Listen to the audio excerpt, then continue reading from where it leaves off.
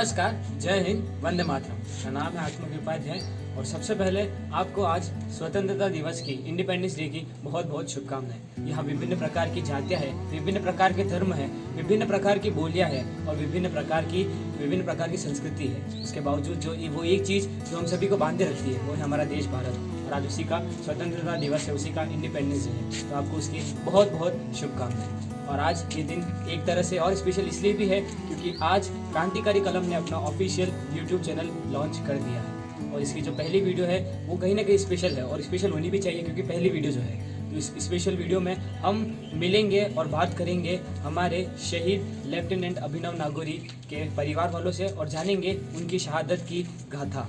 तो आइए इस वीडियो की शुरुआत करते हैं भारत माता की जय के जय घोष के साथ। भारत माता की जय। सबसे पहले तो आपका बहुत बहुत धन्यवाद, आपने इतना समय निकाल के हमको थोड़ा सा हमको समय दिया। सबसे पहले अंकल मैं आपके बारे में और आंटी के बारे में जानना चाहूँगा, आपके बारे में कुछ बताइए।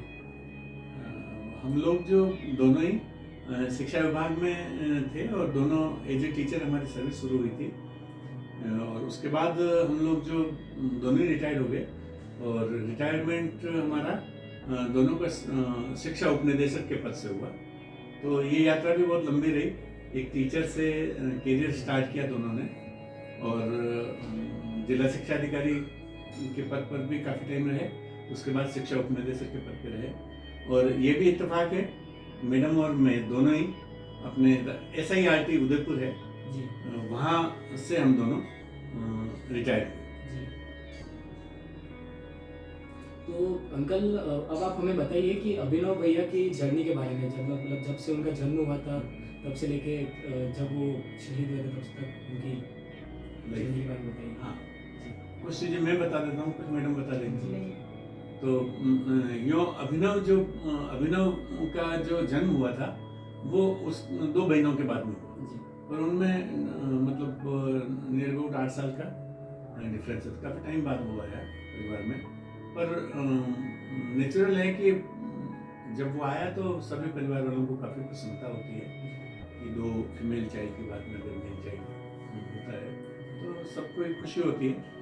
तो हम लोगों के परिवार में वो आया तो आने के बाद हम लोगों को काफ़ी अच्छा लगा और बचपन में भी वो जब जो बड़ा होता गया तो बचपन में भी उसको सेल्फ डिफेंस था, उसमें हर काम खुद करता था और तरीके से करता था। किसी भी काम को करने में वो कभी भी लापरवाही नहीं करता था, चाहे वो उसका अपना खाना हो, अपना बैठना हो, अपनी टेबल हो, तो पढ़ता था उस टेबल पे भी जो पढ़ना है वही चीज़ रहेगी। बाकी नहीं तो कई बार क्या होता है बच्चों सारी चीज़ें बिखरी हुई है, वो नहीं था उसमें। और एक्टिविटी बेस्ड लाइफ थी उसकी, मतलब जीवन में एक्टिविटी बहुत ज़्यादा वो लाइक करता था, कोई भी तरह की, चाहे फूड मतलब बनाने का काम वो भी बना लेता था। घर में मान लो हमारे रंगाई पुताई हो रही और सेल्फ कर रहे तो उसमें भी वो अपना पार्टिसिपेशन कर लेता था। इसके अलावा भी घर में जैसे छोटे मोटे कई सारे काम होते हैं तो उसको ये शर्म नहीं थी कि भाई मैं 2 बड़ी बहनें हैं मैं क्यों करूँ, वो सारे काम अच्छे से करता था। कभी मेहमान भी आ जाते थे तब भी नहीं भाई मैं पढ़ रहा हूँ इसलिए उनको कैसे, वो कई बार बच्चे आजकल जैसे वो मेहमान भी आ जाए, कोई परिवार में आ जाए तो वो बाहर नहीं आते, लेकिन उसमें ऐसा नहीं था। वो सारी चीज़ें मतलब उसकी बहुत अच्छी थी और उस मतलब अच्छे से वो अटेंड भी करता था। और जब मतलब स्कूलिंग में भी उसको हर एक्टिविटी, जैसे वो एज ए स्काउट के रूप में भी पहले कबिंग में था, फिर उसके बाद में स्काउट के रूप में रहा, फिर आगे की हायर क्लास में आया तो NCC लिया और NCC में भी उसने एयरविंग लिया और एयरविंग में भी जब मतलब उसको एक ग्लाइडर उड़ाने का मौका मिला उदयपुर में अपने, तो वो बहुत खुशी से मतलब ग्लाइडर को उसने उड़ाया और उस दिन उसका जो क्या बोलते हैं उत्साह था वो तो और प्रसन्नता थी उसकी, वो एक अलग ही तरह की थी। कविताएं भी मतलब बोलता था, अपने सेंट पॉल स्कूल में पढ़ता था वो, तो काफ़ी कॉम्पिटिशन्स में भी वो भाग लेता था और कंपटीशन में भी यूँ मतलब अच्छी मेहनत करके वो जाता था। कविता पाठ में, निबंध लेखन में भी कई सारे सर्टिफिकेट उसने अचीव किए। उसके बाद जब उसका कॉलेज शुरू हुआ तो उसने बेंगलोर से BE किया, SJVIT जो इंस्टीट्यूट है वहाँ से, और वहाँ भी उसका परफॉर्मेंस बहुत ज़बरदस्त था, कई सारे उसके वहाँ के सर्टिफिकेट हैं। इसके अलावा भी वो क्या गांधीवादी विचारों का भी था। अच्छा। हाँ, तो उसके मन में गांधी जी का भी बहुत ज़्यादा प्रभाव था। तो गांधी जी की जो परीक्षाएं होती है उनके लाइफ से या उनकी जो बुक है उससे रिलेटेड, उनकी आत्मकथा है उससे रिलेटेड, या सत्य के प्रयोग जिसको कहते हैं, तो वो उसमें भी पार्टिसिपेट करता था, और हर बार उसका सर्टिफिकेट मतलब अच्छे अचीवर के रूप में उसका सर्टिफिकेट रहा। इसके अलावा भी मतलब जब वो कॉलेज में था तो कॉलेज में भी उसने कई सारे अचीवमेंट उसके रहे, और विशेष रूप से वहाँ जब वो फर्स्ट ईयर में था तो उस समय में रोबोटिक्स की कुछ बाहर के लोग आए और वो रोबोटिक्स की क्लास लेना पसंद कर रहे थे, कोई जो, क्योंकि वो तो पेड थी, तो आप अपना पे करेंगे, वही बच्चे उसमें पार्टिसिपेट करेंगे। तो उसमें भी उसने हमसे परमिशन ली, बात की, लेकिन उसने जब मतलब उसको करना था तो हम मना नहीं करते थे। तो मैंने कहा भी पार्टिसिपेट करो, अच्छा है। मम्मी ने कहा हाँ नहीं अच्छी चीज़ है तो करो। तो उसने पार्टिसिपेट किया। उसमें उसके कॉलेज के फर्स्ट ईयर के भी थे, सेकंड ईयर के थे, थर्ड ईयर के थे। फर्स्ट ईयर के शायद एक दो होंगे, बाकी सेकंड ईयर, थर्ड ईयर और फोर्थ ईयर के थे। फर्स्ट ईयर वालों को वो कम पसंद करते हैं जो सिखाने वाले, लेकिन वो उसकी और उसके बाद वो अपने जो कैंपस होता है वहाँ बुलवाते हैं। उसमें हर अलग अलग जो जोन है वहाँ के सारे बच्चे आए, उनमें से उन्होंने मतलब सारों को, मेरे ख्याल से जितने लोग आए उसमें से केवल 50 बच्चों को सिलेक्ट किया। तो और आधे घंटे में, मतलब आधे घंटे में जो बच्चे आए अपने बैग रखो और फिर उनसे जो भी इंटरव्यू लेना है या सिलेक्शन का जो भी उनका क्राइटेरिया होता है, तो करीब मेरे ख्याल से 200 जो पार्टिसिपेंट्स थे उनको तो पहले ही निकाल दिया, और केवल जो 50 थे अब उनका प्रोसेस चलता है। तो उनका मेरे ख्याल से हफ्ते भर तक चला होगा, 5 दिन वो उनका प्रोसेस चला होगा। उसमें जो है मतलब बहुत कम सिलेक्शन होता है, उसमें कई सारे उनके हर्डल्स होती है, कई सारे तरह के टेस्ट होते हैं। उस टेस्ट में भी मतलब कई सारे लोग रहते हैं, और कई बार क्या जो आप जो एक बार चीज कह चुके हो, कहीं ऐसा तो नहीं कि दूसरी बार उसको उस पर आप कायम भी नहीं हो। तो जैसे मान लो आपसे कोई क्वेश्चन उन्होंने क्वेश्चनर भरवाए, उसमें आपने कोई आंसर दिए, तो वो सारे आंसर्स का सब वो हो जाता है कोऑर्डिनेशन, और उसके बाद फिर इंटरव्यू होता है।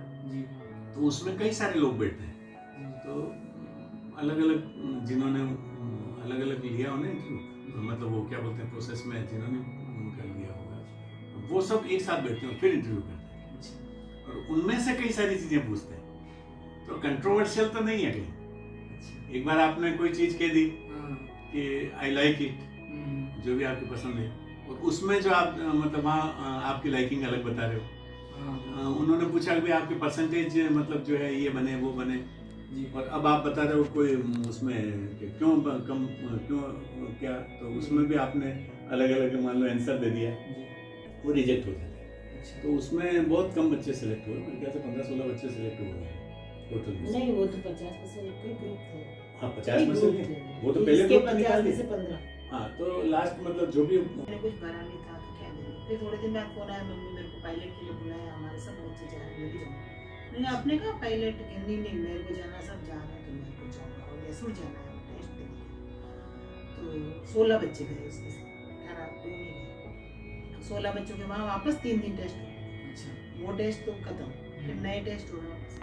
तो वहाँ जाते हैं, जब मैंने कहा ना काका पायलट, अरे मम्मी, फिर वो शाम को फोन करता था, दिन भर मोबाइल नहीं रहता, शाम को उसके पास मोबाइल आया हाथ में वापस, तो कि मम्मी क्या है, लड़कियां तो बोला नहीं हमें जहाँ जरा आपके लोग की है, तो लड़का हूँ, लड़का थोड़ा तसल्ली रखो दिल को। तो बहुत अच्छा है यहाँ पे, उनके तो चिड़िया उड़ती है, हवाई जहाज उड़ रहे हैं। और एक में 17 साल के एक आदमी से मिला, वो 55 साल का, वो 17 साल की उम्र से हवाई जहाज उड़ा रहा है, और 55 साल का हो गया, लगता 25 साल का। अच्छा है। फिर 3 दिन टेस्ट हुए, मैसूर से वापस आया कि फिर मेडिकल चल जाना, मेडिकल तो हो चुके, नहीं वो सब मेडिकल खत्म, वापस नए मेडिकल टेस्ट हो, मेडिकल में निकाल देते हैं।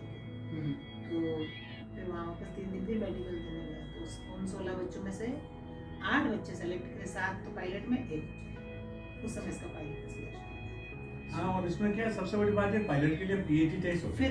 फिर पायलट इनका जो के पायलट का टेस्ट। जो टेस्ट होता है ना, वो 3 दिन वाला, अगर एक बार कोई पास मतलब हो गया तो ठीक, नहीं हुआ तो जिंदगी में नहीं दे सकता। हाँ, मतलब वो लाइफ टाइम पायलट का लाइफ टाइम में वो टेस्ट नहीं दे सकता। एक ही बार होता है। अब उसका सिलेक्शन हो गया तो वो रुके क्या, कि अब दे थोड़ी सकता हूँ जीवन में वापस। आप क्या बात करते हैं, हम बचाएंगे पायलट। फिर अब हम तो क्या समझे, वहाँ जो वो तो इंजीनियर है, तो ज्यादा जाने उसमें चला गया। पायलट बन गया। अब बनना तो आसान तो नहीं है, जैसे पायलट में बना तो उसके स्पष्ट, जैसे रोज इनका एक मतलब फाइटर विमान होता है, उस पे 2 जने बैठ सकते, उसी पर उसका हुआ था, तो वहाँ उसको 80 घंटे के वहाँ वो घंटे पूरे होने पर ट्रेनिंग मिली, तो वो उसका ट्रेनर था, बढ़िया होगा, ट्रेनिंग से अच्छे से होगी उसकी। फिर उनको उसका मेरिट निकलती उसमें भी वापस, तो वहाँ क्या 30 बच्चे आए, दूसरे भी बुलाए। अब मेरिट में इनके नेवी के जो पद हैं, वायु सेना में तो बहुत सारे पद होते हैं, लेकिन नेवी में इनके पास 2 फाइटर के थे, 4 इनके इसके डोर्नियर के थे, और 2 शायद 7 पद थे कुछ, और 2 इसके हेलीकॉप्टर के। तो अब इसका कि मेरा किसमें सिलेक्शन मुझे पता नहीं, फिर वहाँ जाता तो बड़ा खुश होता है, क्योंकि दुबला पतला था, तो लोग देख के मेस में खाना खाने जाते अफसरों के मेस में, तो कहते पायलट क्या जिंदगी। तो फिर वो वहाँ से जब वहाँ 6 महीने नेवल एजिमेला बहुत टिपिकल ट्रेनिंग थी, तो वहाँ पे क्या है, वहाँ इतने उसने वो उस समय तो मुझे भी लगता है कि ऐसे कहाँ भेज दिया पड़े, क्योंकि जैसे खाना खा रहे तो खाना खाते उठ जाओ, बस खाना नहीं खाना, मतलब खाना खाने पहुँचे, बिठाया थाली पे और उठा दिया, कुछ नहीं भूखे के, पानी पियो 5 गिलास, वो भी 1 गिलास नहीं 5 गिलास पानी पियो, कि मम्मी आज खाना नहीं मिला। फिर भी एक दिन मेरे को कॉफ़ी दी, मिक्स वाटर, मुझे समझ में नहीं आया मिक्स वाटर, तो कॉफी में आधे कप कॉफी थी, आधा कप पानी मिला के पियो उसको, वो भी वहाँ बहुत। फिर जैसे पूरे दिन सुबह 4 बजे उठ के पूरा उनका शेड्यूल रहता था, फिर 11 बजे एसी में क्लासें लगती, तो थके हुए तो बच्चे सो जाते, तो उनको फिर वो ऐसे यहाँ छिल जाते थे कंधे, तो वो उनकी ट्रेनिंग बहुत हार्ड होती थी। हमारी जो आर्म फोर्सेज जो है, जिसमें इंडियन आर्मी, इंडियन नेवी और इंडियन एयरफोर्स, उसमें जो नेवी है और एयरफोर्स है, उन्हीं की सबसे ज्यादा हार्ड ट्रेनिंग होती है। वैसे तो आर्मी का भी होता है, आर्मी का तो सबसे ज्यादा हार्ड होता है, पर वो ट्रेनिंग 6 महीने पूरी की जो ट्रेनिंग होती है, हाँ वो बहुत हार्ड होती है। हाँ, फिर वो 6 महीने की जब ट्रेनिंग हो गई और मतलब चल रही थी बीच में, और इनको 5 दिन का एक था, तो बहुत ऐसे मम्मी वो आए कमांडो आए, मम्मी एक झापट लगाए तो अपने तो नीचे गिर जाए, ऐसे कमांडो क्या मम्मी का देखो। लेकिन ये क्या था, बहुत हर चीज में बहुत दिमाग बहुत तगड़ा था। अच्छा। तो उसके ग्रुप में जो भी रहते, जैसे वहां पर भी किसी एक ग्रुप, इसके ग्रुप में जो बच्चे थे 5 सेलेक्ट हुए। अच्छा। 50 में से ग्रुप था, 10-10 का ग्रुप बनाया, 50 में से वापस 2 और 5 बच्चे इसी ग्रुप के सेलेक्ट हुए। अच्छा। क्योंकि ये हर चीज एडवांस कर लेता। फिर जैसे इनके 5 दिन जंगलों में रहना तो उनको टास्क होते हैं, तो टास्क पूरे इसके ग्रुप में करे, तो अचीवर ग्रुप इसका हमारे पास बना कि मम्मी हमारा अचीवर ग्रुप है, हम जिंदगी भर हमारी लगा रहेगा, क्योंकि हमने अचीव किया 850 में, जो हमारा ग्रुप अचीव कर, क्योंकि उसमें सबसे फास्ट इन्होंने किया, तो फटाफट जाके फिर आपको खाना पड़ा है, सामान वहाँ पे खाना बना के खाना, फिर आगे जाके फिर वो करना, मतलब उनके उसमें भी बहुत। फिर वो वहाँ उनको चेन्नई ले गए, तो बड़ा नावें चलाना सीख गया था 5 तरह की। जो मम्मी नावें क्या थी, हाथी की तरह इतनी नावें थी, तो हमें तो पानी उड़ाने में बहुत मजा आया। लेकिन जब वो वहाँ गया, बीच में होगा महीने पर 2 महीने पहले ऐसा कुछ था, तो वहाँ नाव चला के वहाँ विशाखापट्टनम। अच्छा। तो वहाँ क्या इस पायलट के बंगले बने, तो 5 स्टार बंगले, तो सबने देखा अरे वाह पायलट तेरे को यहाँ रहेगा, तो फिर पायलट कहने लगे सब उसको, यहाँ पे पायलट ही करते, फिर उसका नाम तो सब भूल गए, पायलट। वहाँ से इसका वो पूरा होने के बाद फिर इसकी 2 ट्रेनिंग, एक बेंगलोर ट्रेनिंग, उसमें उस समय इसका दूसरा नंबर है 30 में से। फिर सबने कहा फाइटर विमान तेरे को नहीं लेना, क्यों कि 35% बच्चों को उल्टी होती थी हवाई जहाज उड़ाने, तो उनके उसकी ट्रेनिंग चली, उसने कहा देख तेरे को उल्टी हुई भी है, फाइटर तो उल्टा भी उड़ाना पड़ता है, तो फिर 2 सिख थे उन्होंने लिया फाइटर, इसको डोर्नियर। मैंने बहुत सेफ विमान है और ऐसे 2 इंजन है। अब मैंने कहा हम तो समझते नहीं ये क्या है, ये क्या जो नहीं समझते, हम उसकी जो इनके पास आउट परेड होती है, तो वो नेवल एजिमाला में नहीं हुई, क्योंकि पायलट थे, तो इनकी होनी थी वहाँ वायुसेना में। वायुसेना का जब हुआ, जब इनको बुलाया, फिर इनकी विंग जारी होती है, तो वो वायुसेना के सेनाध्यक्ष, तो हम गए थे पर एक दिन रुके हम, मुझे क्या मालूम कि हम रहेंगे नहीं साथ में, हम भी एक दिन रुके, हम मेरी नौकरी उनकी नौकरी, हम तो वापस एक दिन में आ गए, उसे टिकट कराएंगे वहाँ मुझे जाना है, वहाँ आ गए हम भी वहाँ से। फिर इसको डोनर मिल भी गया 6 महीने, फिर कोची रहा, ट्रेनिंग बहुत चली, इसकी ट्रेनिंग चलती रही। फिर ये गोवा, तो ये कह रहा मैं अंडमान निकोबार, इसके पापा ने कहा कि उनकी मम्मी एक बार जाना तो होता ही है, और ये अंडमान निकोबार चला जाता है। तो हमने कहा नहीं गोवा चल जा, हम भी कभी आएंगे। तो गोवा ले गए, वहाँ मिल गया इसको, क्योंकि इसका सब जगह परफॉर्मेंस इतनी तगड़ी थी कि कोई सब्जी नहीं, इसको बहुत अच्छा लगा। गोवा में भी सब अफसर पसंद थे। तो ये जो किरण से का हुआ ना शेखावत का, उनके साथ शहीद हुए, उनकी मम्मी एक लेडी है ये वहाँ पे, वो हमारी दिल्ली जा रही है हमारे परेड। फिर वो उसकी मम्मी ने मुझे बताया कि 2 बार में उनकी मम्मी, एक बहुत अच्छा लड़का आया है, बहुत सोशल है और बहुत अच्छा है, और मैं राजस्थान का है, क्योंकि ये दोनों राजस्थान के थे, कि वो अपने राजस्थान का मैं मिलवाऊंगी। तो मम्मी के 2 बार गए, लेकिन वो मिला ही नहीं, वाकई गया हुआ तो 2 बार मैं मिल नहीं पाई उससे, मैंने देखे आई लेकिन मैं नहीं मिली थी उससे। तो उस दिन जिस दिन इसका था मतलब उड़ान, तो सुबह जाके आ गया था, किसी का रिटायरमेंट था बॉम्बे, तो इनको एक बार उड़ान भरने के बाद दूसरी बार नहीं भरनी थी। तो शाम को किसी की ड्यूटी थी, तो इसके दोस्त रूम पार्टनर था, कि अभी ना मेरी आज काम है तो तू जाएगा क्या? तो इसने हाँ भर ली। फिर उसका ऑब्जर्वर नहीं है, उसके अफसर ने कहा ऑब्जर्वर तो है ही नहीं, फिर तुम अपन क्या गया? नहीं मैडम आ जाएंगे मम्मी के लिए, क्योंकि वो उस दिन मिली थी, एक दिन पहले उनको कोई पार्टी थी, तो किसी को ये मतलब लेने के लिए बुला जाते हैं ना, किसी को क्या कहते हैं उसको, प्रोटोकॉल बताया ना, प्रोटोकॉल अफसर के रूप में गए थे। अच्छा। एक लेडी वहाँ पड़ोस में ही रहती, उसका हस्बैंड की सेना में थे, तो उसके बच्चे नहीं थे, तो उसने वही पायलट ही थे, मकान वही बाहर बना रखा गोवा में सेना की। वो उनका कोई बहुत ही ऐसा कोई बुलाते थे, तो वो उसी दिन मिले कि नहीं मैडम से मेरी दोस्ती हो गई, मैं तो मैडम को कहा वो आ जाए, और वो भी आ गई कि वहाँ मैं खाना आके खा लूँगा, ठीक है, तो वो भी आ गई, और दिन में चले गए मैंगलोर गए, उनका काम जो भी पूरा किया। फिर पहुँचने वाले थे, उसने बताया जो बच गए तो बचे थे, तो उनका हमने कॉफ़ी पी, अच्छा, और वो खुश हो रहा था, और पता नहीं क्या हुआ, फिर मुझे पता नहीं लगा, गिर गया तो 30 जुलाई 90 को तो उसका बर्थ था है, और 15 मार्च सॉरी 24 मार्च 15 को ये डोर्नियर का उसका एक्सीडेंट हो गया, और पहला है 25 साल पहला एक्सीडेंट था इसका, उसके बाद एक डोनर और गिरा, 10 उसके मिनट पहले बाद कोई ही एक्सीडेंट वो- नहीं हुआ था, मतलब 10 मिनट बाद ही वहाँ गोवा पहुँचना था, नियर टू गोवा ही थे, 50 पर किलोमीटर। वो चांस फैक्टर है, उसमें कोई उनका डिफेक्ट और वो उनकी क्या सिर में लग गई, तो बेहोश हो गए, तो बेहोश में कैसे निकले, कॉकपिट में फंस गए, और वो अफसर थे, उन्होंने अपना सर बचा लिया, तो वो बाहर निकल गए। ये जो एक्सीडेंट हुआ था इसके बारे में आप थोड़ा बता सकते हैं कि ये कैसे हुआ था? जी इसमें क्या है कि मतलब एक्चुअली ये वो जो 2 पायलट होते हैं, जी। एक मेन पायलट और एक को पायलट और एक ऑब्जर्वर होता है। जी। ऑब्जर्वर का काम होता है ऑब्जर्वेशन लेना, मतलब समुद्र में जब इनका जहाज जाता है ना, तो ये मान लो पाकिस्तान का जा रहा है कोई, या अमेरिका का या मतलब इनको खास तौर से ऊपर चीन से हो बाज गया। करना होता है, ये इनको क्या समुद्र में कोई भी गतिविधि होती है ना, मतलब अपने अंदर से दिखता है इनको, तो वो वाच और करनी रिपोर्ट पड़ती है। वो सारा तो लेते हैं ऑब्जर्वर, और वो सारा रिकॉर्ड लेकर के वो ट्रांसमिट करते हैं उनके हेडक्वार्टर पे।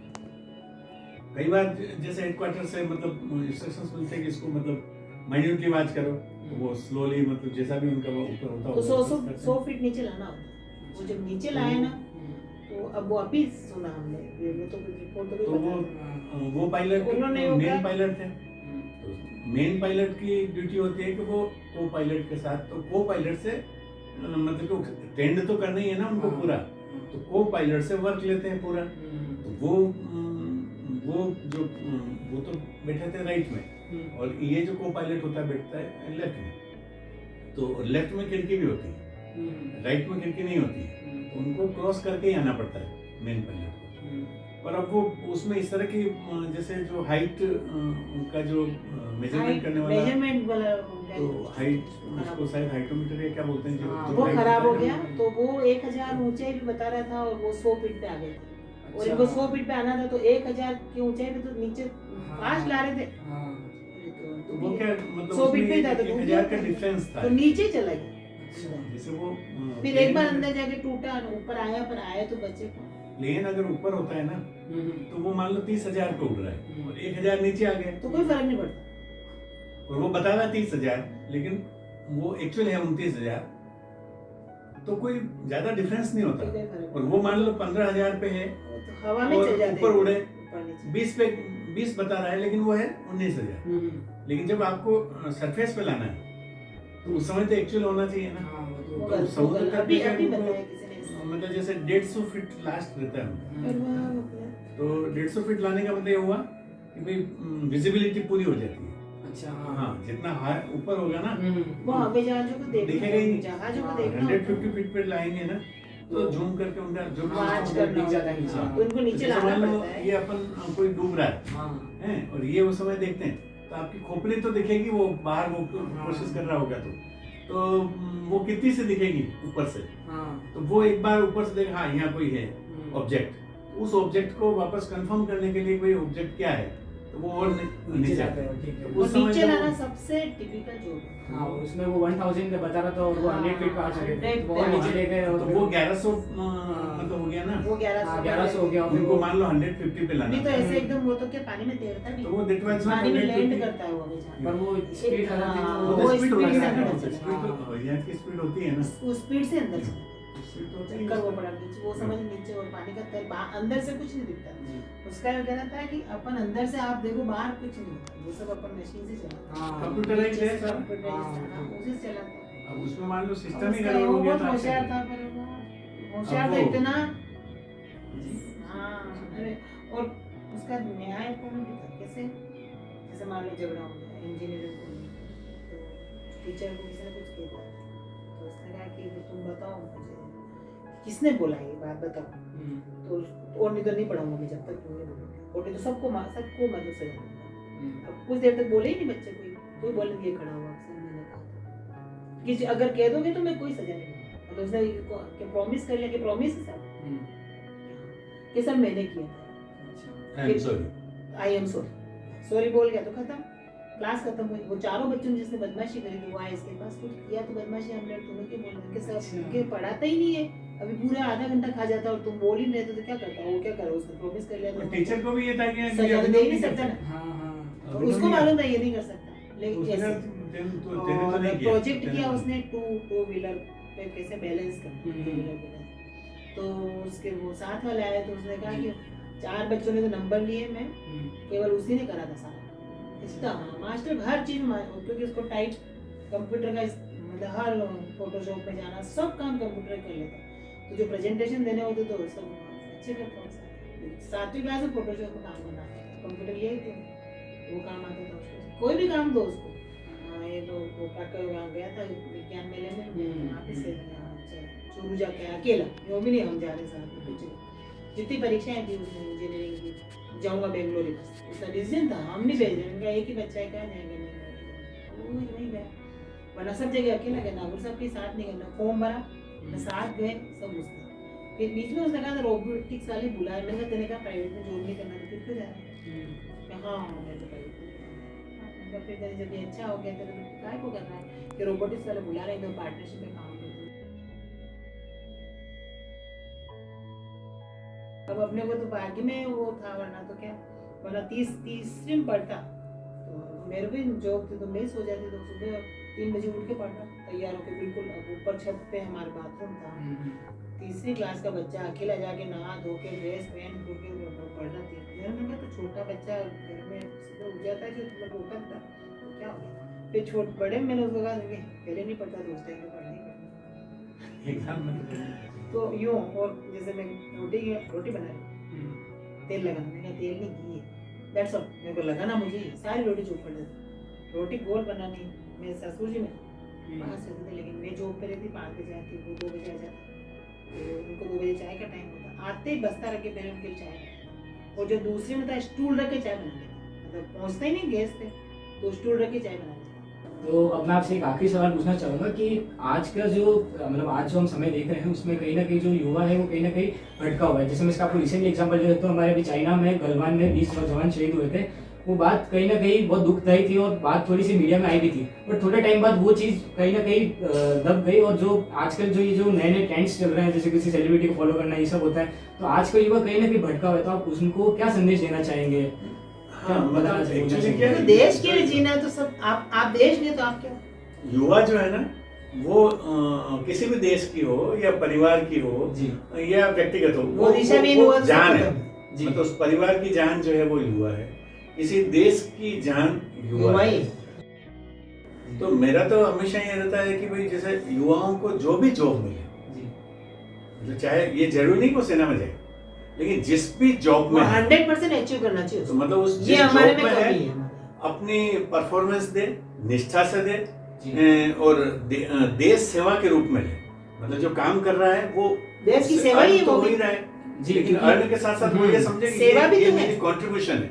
जैसे मान लो किसान डेडिकेटेड है तो वो अन्न वो उपजा अपना रहा अन्न है, उपजा रहे हैं, देश को नहीं कर रहा है। तो वो देश की सेवा कर रहा है ना।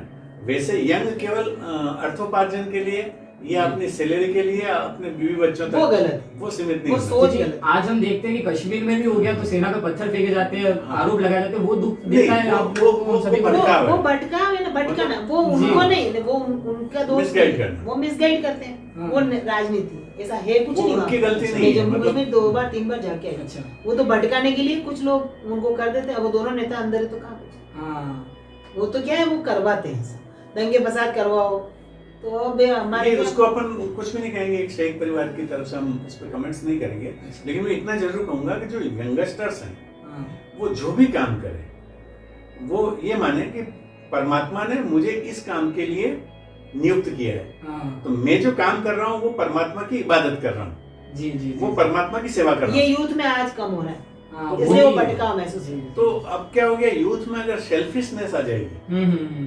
तो फिर वो देश की नहीं सोचेगा, फिर परिवार की नहीं सोचेगा, समाज की नहीं सोचेगा, अपने गांव की, अपने शहर की, या अपने जो देश है उसकी नहीं सोचेगा। भटकाव क्यों हो रहा है आज सरकार व्यक्ति की? को वो खूब पढ़े, खूब आगे बढ़े और अपने जीवन में प्रगति करे, लेकिन जिस फील्ड को चुना है वो उसने चुना है, जबरदस्ती किसी ने नहीं हाँ, चुना, वो तो है ना?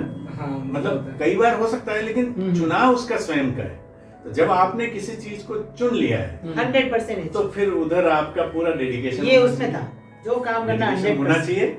और अगर आप में डेडिकेशन नहीं है तो फिर कोई मतलब नहीं है। बराबर। आपको परमात्मा ने कोई भी, जैसे मान लो आपने अभी आज मेरे पास में आए, आप मुझे फोन कर रहे हैं, तो मैं सोचता हूँ कि ये आपके मन में कोई भाव आए तभी तो आप मेरे पास में आए। जी जी। ये डेडिकेशन है कि आपको लगता है कि जिन्होंने नेशन के लिए कुछ किया है उन लोगों से हम मिले, उनके विचारों को जाने, बहुत बदला, अभी तो बहुत और हम बदलाव है। आगे कुछ मतलब इस संदर्भ में मतलब जो भी दूसरे लोगों को भी प्रेरणा दें। क्योंकि आप 2 लोग मान लो या 3 लोग हमारे पास आए तो 3 लोग नहीं हो, हाँ, मैं मानता हूँ आप 3 लोग 300 के बराबर हो, एम्बेसडर के रूप में हो। जी कोई एम्बेसडर जैसे विदेश में होता है ना, राजदूत जिसको बोलते हैं अपन, जी जी। वो देश का प्रतिनिधि होता है। हाँ, तो आप लोग जो आए हो तीनों ही भाई, वो मैं समझता हूँ कि आप युवाओं का प्रतिनिधित्व कर रहे जी, हो। सेना में सब जगह अच्छे व्यक्तियों की जरूरत और है। अब क्या है, अगर सिविलियन से तो कुछ नहीं, क्यों भाई सिविलियन से तो क्या बाबू है तो वो सरकारी जो भी आजकल मतलब अपने अपने काम पूरे निष्ठा के साथ करना चाहिए। चाइना ने आज कितना ग्रोथ करी, इसीलिए करी। हाँ, क्योंकि वहाँ पे हर बंदा कोई ना कोई काम करके अपनी जीडीपी में जो अपनी देश Growth की जीडीपी करता उसमें ग्रोथ करने में हेल्प करता है। बस वो अगर जीडीपी में ग्रोथ करने के लिए करेंगे, हाँ, कोई छोटा तो- काम छोटा नहीं होता, ये समझना पड़ेगा। काम कभी छोटा नहीं, हाँ, सबसे बड़ा काम खेती। व्हाट्सएप तो मैं क्रांतिकारी कलम और वतन प्रेमी जैसे ग्रुप की तरफ से आपको बहुत धन्यवाद देना चाहूँगा, आपने अपना समय निकाला। और हमें भी, और मतलब मैं और मेरी पूरी टीम और जो भी ये वीडियो देख रहा है सभी को अभिनव भैया पे हमेशा गर्व था, है और रहेगा। और मतलब जब एक हमारे को भी ये लगता है कि यार इनसे इंस्पायर होते हैं हम कि हम भी है ना भैया जैसे कुछ ना कुछ ऐसा करें। गए ना, एक कैप्टन बना, उसके हमारे पड़ोस के लोग गए ना सेना में, जी। उसको देख के। तो ये जो अभिनव है, क्योंकि अभी की जो जनरेशन है पिछले मतलब 5 साल की, मोबाइल में ज्यादा हो गई ना। तक की, वो अभिनव को करीब करीब सभी मतलब 10-12 साल का बच्चा उस समय था, आज वो 15-16 साल का बच्चा हो गया है। तो वो सारे बच्चे अपने उदयपुर के, तो कम से कम उदयपुर के आसपास के मेवाड़ के सभी बच्चे रहते हैं। नहीं, हमारे मुझे मन में कहते आता है हैं। कि वो मैं बच्चे मुझे इंस्पायर बनाने कैसे का- हैं। हाँ, तो ये हम नोटबुक बनाते हैं और जो बच्चों को हम मतलब यूँ ऐसा नहीं कि उनको लौट में दे दें, एक एक कॉपी उनको देते हैं, और ताकि इसको देख करके इंस्पायर हो। ज्यादा बच्चों को। और अब इसमें हमने जो नोटबुक में डाला है ना, जैसे फर्स्ट पेज पे तो उसका ये डोनियर विमान जो उड़ाता था वो डाला, और ये इसका एक फोटो डाल दिया ताकि देखिए, और ये भाई कहाँ आसमान में उड़ रहे हैं और नीचे समुद्र है।